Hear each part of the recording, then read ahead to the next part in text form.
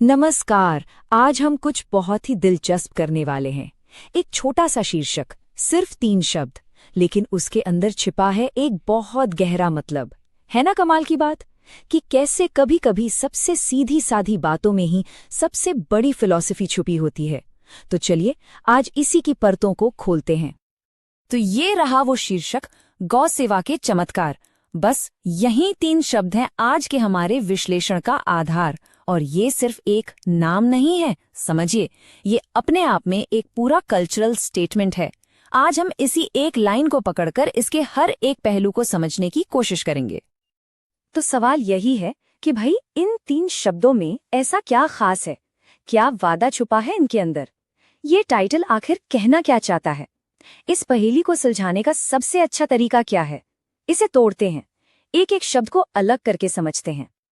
तो चलिए शुरू करते हैं पहले शब्द से, जो इस पूरे कॉन्सेप्ट की नींव है, इसका आधार है, और वो शब्द है गौ।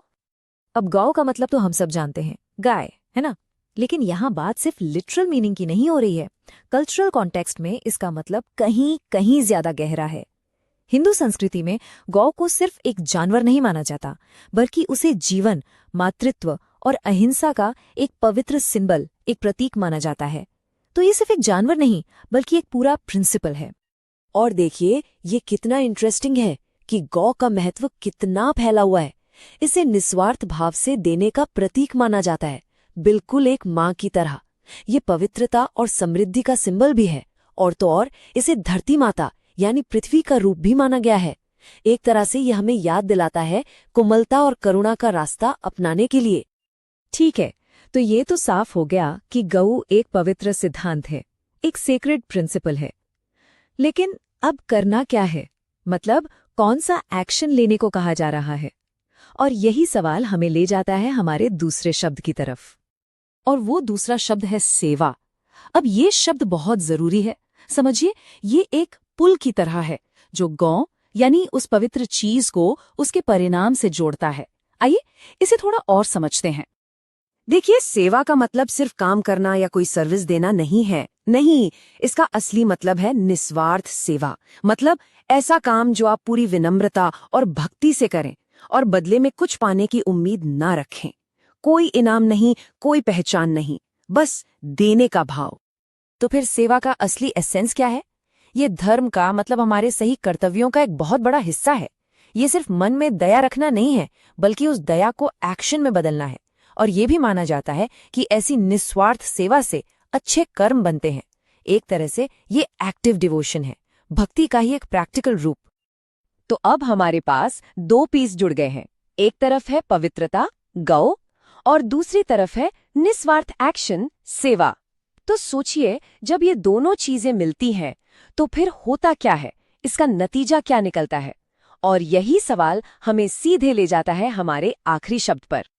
और हम आ गए हैं अपने आखिरी और शायद सबसे एक्साइटिंग शब्द पर, चमत्कार। यही तो वो नतीजा है, वो रिजल्ट है जिसका वादा इस पूरे टाइटल में किया गया है। यही इस पूरी बात का क्लाइमैक्स है। चमत्कार मतलब क्या? एक ऐसी घटना जो अचानक हो, हमें हैरान कर दे और खुशी दे। अक्सर इसे लोग भगवान की कृपा या आशीर्वाद मानते हैं, है ना? मतलब कुछ ऐसा जो नॉर्मल लॉजिक के परे हो, जो हमें सोचने पर मजबूर कर दे कि अरे ये कैसे हो गया। अब यहाँ एक बात समझना जरूरी है। चमत्कार का मतलब सिर्फ कोई बाहरी दिखने वाली चीज नहीं है। इसके 2 पहलू हो सकते हैं। एक है बाहरी या टेंजिबल फायदे, जैसे कि मान लीजिए पैसों में बरकत, सेहत का ठीक हो जाना या मुश्किलों का हल हो जाना। और दूसरा है भीतरी यानी स्पिरिचुअल गेन्स, जैसे मन को एक अजीब सी शांति मिलना, जीने का एक मकसद मिल जाना या खुद को बेहतर तरीके से समझना। तो अब हमारे पास तीनों टुकड़े हैं, गौ, सेवा और चमत्कार। अब वक्त है इन सबको एक साथ जोड़ने का। चलिए देखते हैं कि जब ये तीनों मिलते हैं तो पूरी तस्वीर क्या बनती है। तो देखिए, ये जो टाइटल है ना, ये असल में एक फॉर्मूला है, एक सिंपल 3 स्टेप फॉर्मूला। स्टेप 1, जो पवित्र है उसका सम्मान करो, गौ। स्टेप 2, बिना किसी स्वार्थ के सेवा करो, सेवा। और स्टेप 3, आपको मिलेंगे चमत्कारी नतीजे, चमत्कार। कितना सीधा और पावरफुल इक्वेशन है ना? तो अब ये बात साफ हो जाती है, ये टाइटल सिर्फ एक नाम नहीं है, ये तो एक पूरी फिलॉसफी है। ये हमें ये सिखाता है कि चमत्कार तब पैदा होते हैं जब हम किसी पवित्र चीज की सेवा सच्चे मन से, करुणा के साथ करते हैं। ये एक्शन और उसके रिजल्ट के बीच एक गहरा स्पिरिचुअल कनेक्शन दिखाता है। तो चलिए एक बार फिर से इस लाइन को देखते हैं, गौ सेवा के चमत्कार। लेकिन इस बार हम इसे एक नई नजर से देख रहे हैं। अब इसका मतलब हमारे लिए सिर्फ 3 शब्द नहीं, बल्कि ये है पवित्र की निस्वार्थ सेवा से मिलने वाले चमत्कार। अब ये एक पूरा दर्शन, एक पूरी फिलॉसफी बन गया है। और आखिर में एक सवाल सबके लिए सोचने के लिए। चलिए एक पल के लिए गौ के इस खास कॉन्टेक्स्ट से बाहर निकलते हैं।